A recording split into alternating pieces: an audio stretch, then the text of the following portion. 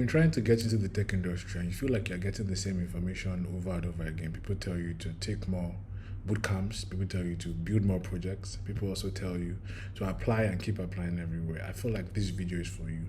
So the content of this video is to just touch on some of the unspoken truths about getting into the tech industry, how to break into the tech industry, the various paths in which you can take to get into a core technical role.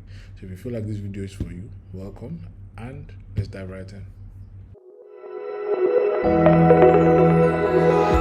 name is Ore and this is Bytera. I have been a tech contractor for over the past 8 years now, and I have worked with various companies ranging from startups to mid-sized companies and much larger enterprise level companies around the world, basically. And the purpose of my video today is to kind of just run you guys through what it takes to really get into the tech contracting space. And I intend to try to focus on my personal experience and also experience of other practitioners. And this is because I've been on both sides of the wall, basically. I have interviewed people and I've also been interviewed by people. So I want to position those of you who feel they need this information in a space whereby you have an idea of what exactly is going on in the hiring manager's mind. So I'm speaking from experience, no theory. Everything is based on things that I've actually done from my own personal experience.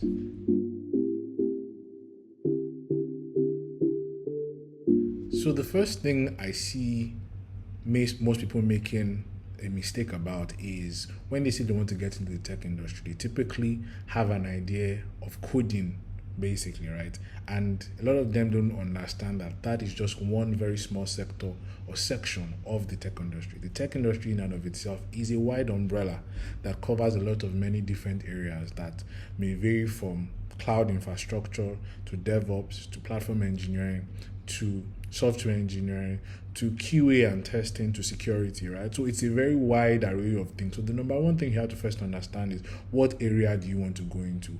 What area do you see yourself being able to take the time and be passionate about? That is one. And the second thing is what type of employment do you intend to do? A lot of people have been conditioned to believe that the only main type of employment or the best type of employment is full-time employment, and that typically may not always be the case, because depending on the kind of person you are, depending on also what you intend to achieve and how quickly you want to break into the industry, that will also inform the type of employment that you get. A lot of times for those people who are maybe not within the in the Western countries like the US or the UK, whatever the case may be, your quickest entry point to be able to service those companies would typically be through tech contracting, right? So what that means is that tech contracting means that you typically would have to break into the industry, maybe making less than what the full-time employee would make at that point in time. However, you are able to get more opportunities because you are technically making less initially, but you are able to use that to get the experience that you want. So we have to look at it from those 2 points of view first and foremost. And then when you now get into and make that decision, then you can now start to think about how you leverage and you position yourself to be able to attain those goals. Because at the end of the day, tech contracting has very different requirements, very different expectations from full-time employment. So the first thing you have to understand is highlight and reduce and scope down what exactly or what area in tech you want to get into and why and how you intend to be paid or how you intend to offer your services for your potential client. Then the second thing you also have to look at is the demand, right? The role that you have scoped into, the companies that you want to typically apply to, are they companies that actually require your skills in terms of, is there a demand for exactly what exactly you're looking for? An example is nowadays, there's a very high demand for AI engineering, AI research, machine learning, and MLOps, more or less, right? So you have to look at the demand of what exactly you are trying to go for and see, one, is there a demand not just within the countries that you want to earn from, but also is there a demand for people outside that country? So that will give you the information that you need to know that yes, the demand for what I'm going for is actually there.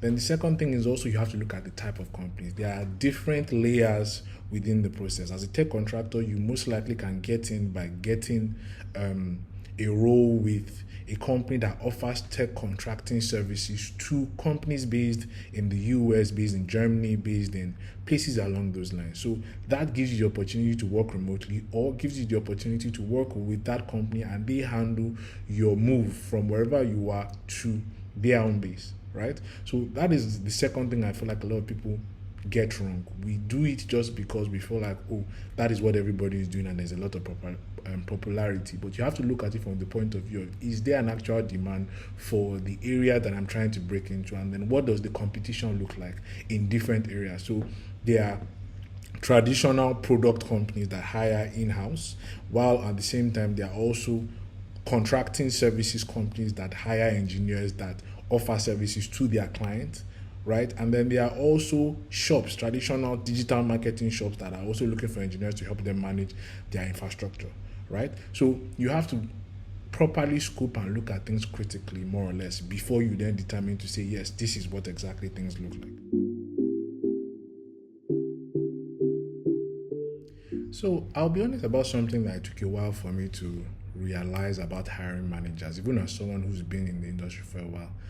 Typically, hiring managers are the gatekeepers, right, of access to what exactly you want. So a lot of them tend to evaluate you based on two levels: technical skills, your certifications, what's on your CV. And the second level is trust. Trust is a major key indicator for every hiring manager. Why? Because anyone that interviews you or wants to bring you on wants to determine that, can I take this person, put this person within the system, right, on board, have them on board very quickly, and then be able to give them tasks without holding their hands. So trust is one major issue.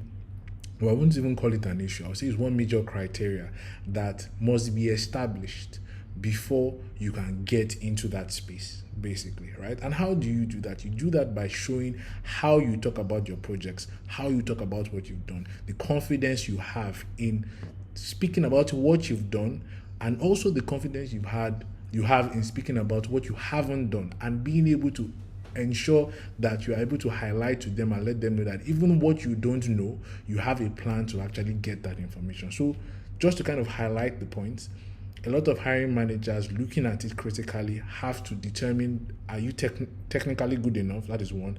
And then, can they trust you to be able to get the job done without micromanaging and without them holding your hand?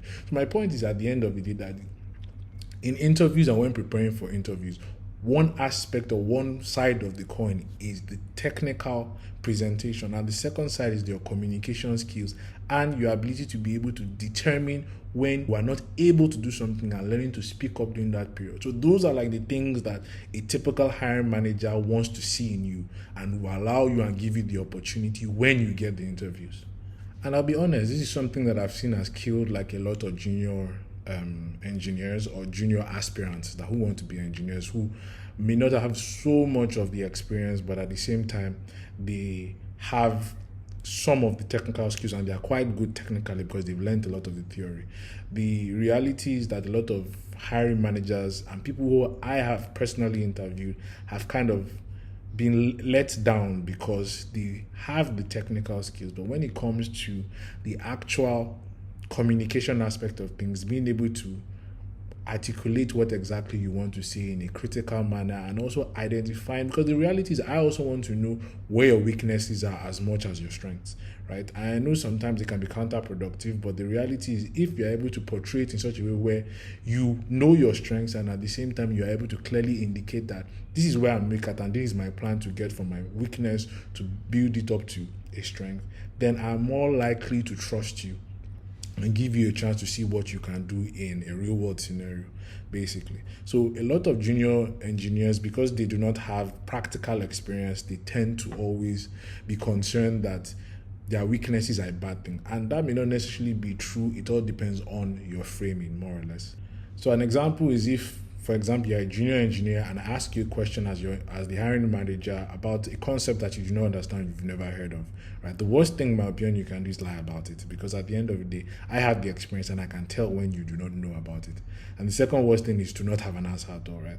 So, in my opinion, the best thing you can do is be upfront about it and say, yes, at this point in time, I haven't really worked with that technology. I may not have an idea of what it is right now, but thank you for letting me know. And this is something I'm definitely going to go back and brush up on, So I'd rather hear that and have an understanding of, okay, this is an area where you may not exactly be strong on, and obviously you have areas in which you're strong on, and I can now focus on these areas and know that, okay, if we need you to come on board, these are the areas we need to help you to get the knowledge you need. So a lot of times the focus of your own answer should be around highlighting your strengths and also building a path for your weaknesses to become strengths in the future, basically. Then another thing a lot of hiring managers also look at, even before they get into the interview, is your LinkedIn profile and your GitHub account. And I think especially more of for the engineers, the GitHub account is usually something that a lot of people underrate, right? They want to see some sort of GitHub presence. And why? Is because it shows that you're actively working and you're actively practicing. So the truth about it is that creating the projects is important, but knowing what exactly you created and being able to speak about it confidently in such a way whereby if they ask you questions, I've had interviews where the person was a junior and the focus of my interview with the person was purely about their projects, right? I've been able to ask them questions, how they solve problems, how they were able to critically look at situations, how they think. Because for me, the most important thing to find out about an engineer is not how much of Kubernetes does he know. It is how he thinks about problems and how he approaches solving those kind of problems, basically. So like I said, it's very important that you have your LinkedIn properly set up, properly analyzed, look at it critically, and look at people who are already doing the things that you want to do. What does their LinkedIn profile look like, and how can you actually also replicate some of the strategies that they have implemented? So before I go on and before I continue, if you guys can relate with some of the things I'm talking about, I would love to know what part resonates with you guys most, and I would love to discuss it with you guys in the comments. So please drop a comment and feel free to give me your general feedback on like the areas you feel like you're weak in, or you feel like you could definitely add some effort and improve in generally. I would love to connect with you guys via the comments and we can discuss over there. I read the comments as best as I can and I try my best to also reply to everything. So it would be wonderful to know what are the areas, and we can also discuss further in the comments.